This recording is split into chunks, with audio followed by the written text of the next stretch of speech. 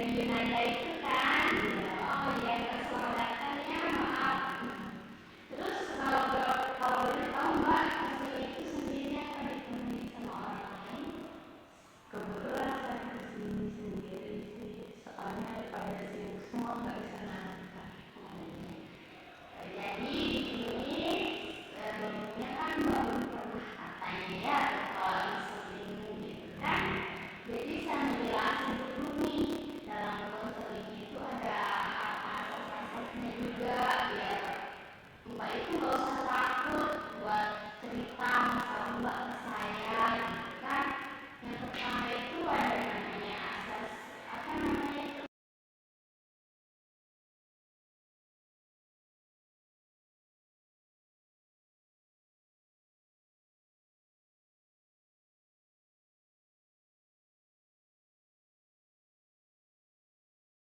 Nah, jadi kan di sini Mbak baru pertama kali katanya ya konseling itu. Nah, di dalam konseling itu ada beberapa asas yang harus kita taati bersama biar Mbak gak takut buat bercerita pada saya tentang masalah Mbak gitu. Yang pertama itu ada kerahasiaan, di mana saya tidak akan menceritakan rahasia Mbak itu terhadap orang lain. Hanya kita berdua saja yang tahu antara saya dan Mbak gitu kan.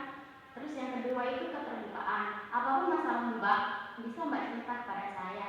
Nah, balik lagi ke asas kerahasiaan itu, Mbak gak usah takut walaupun sebagaimanapun apa namanya Mbak gitu masalah Mbak berat masalah. Yang selanjutnya itu keterbukaan.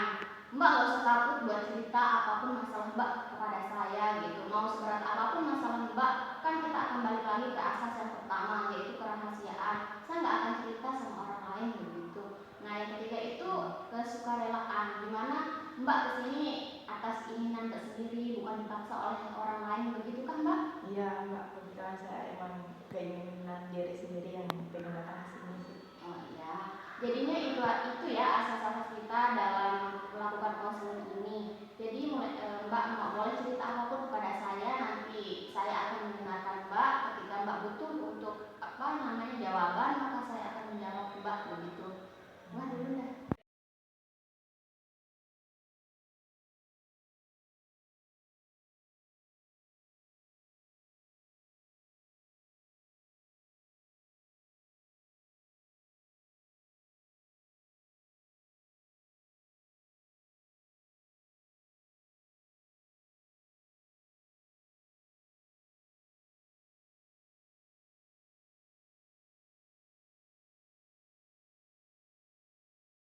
Baik Mbak, selanjutnya di sini kalau boleh tahu apa sih masalah yang menghadapi sehingga Mbak memutuskan untuk datang ke saya begitu kalau boleh tahu Mbak? Nggak, permasalahan saya nih, saya tuh orangnya tuh harus perfect gitu, kayak naruh barang itu harus rapi banget gitu, nggak boleh dia kayak sedikit pun keluar dari jalurnya gitu. Oh iya. Sejak kapan ya kalau boleh tahu dia mulai merasakan itu begitu?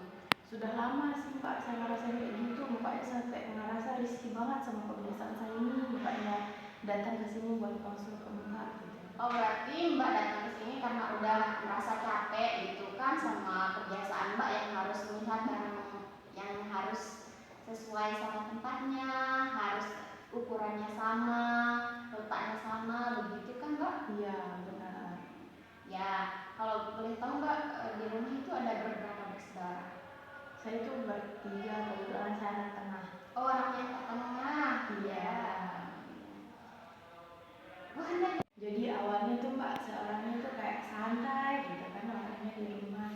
Tapi kan jadinya tiba-tiba kan saya punya adik bungsu gitu kan. Nah, dia tuh sering main nih ke kamar saya gitu. Dia suka berantakin barang. Nah, semenjak saat itu kayak saya tuh kalau melihat barang yang berserakan itu kayak pusing, pengen marah bawaannya gitu.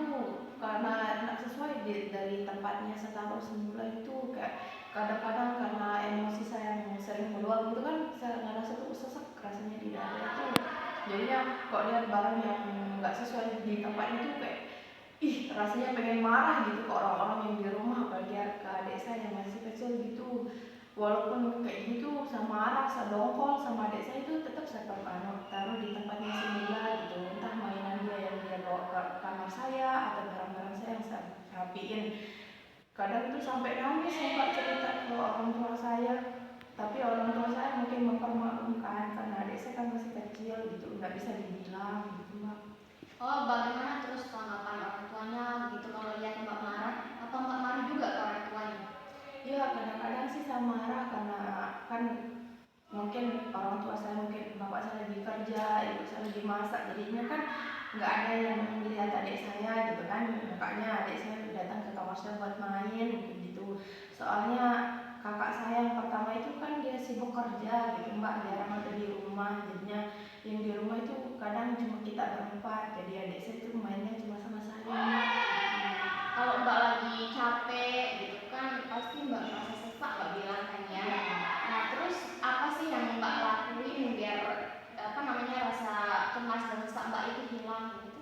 Kalau boleh tahu? Kadang saya kayak dengerin lagu sih, kadang sambil bersih gitu, bersihin kamar gitu, tapi kadang kayak rasanya tuh masih sesak gitu, kayak masih ada hal yang menjanggal dalam diri saya gitu kok saya tidak cerita gitu mbak. Oh iya.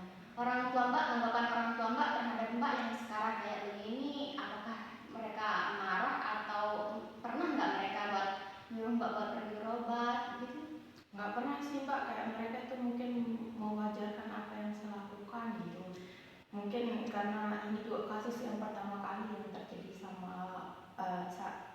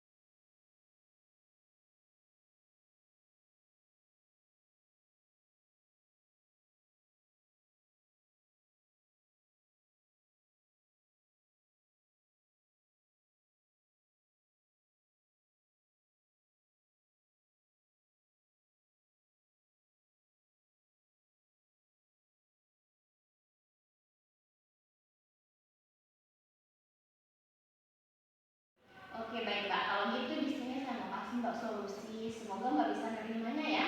Yang pertama itu mbak bisa lakuin itu adalah mbak bisa mengandalkan emosi mbak begitu.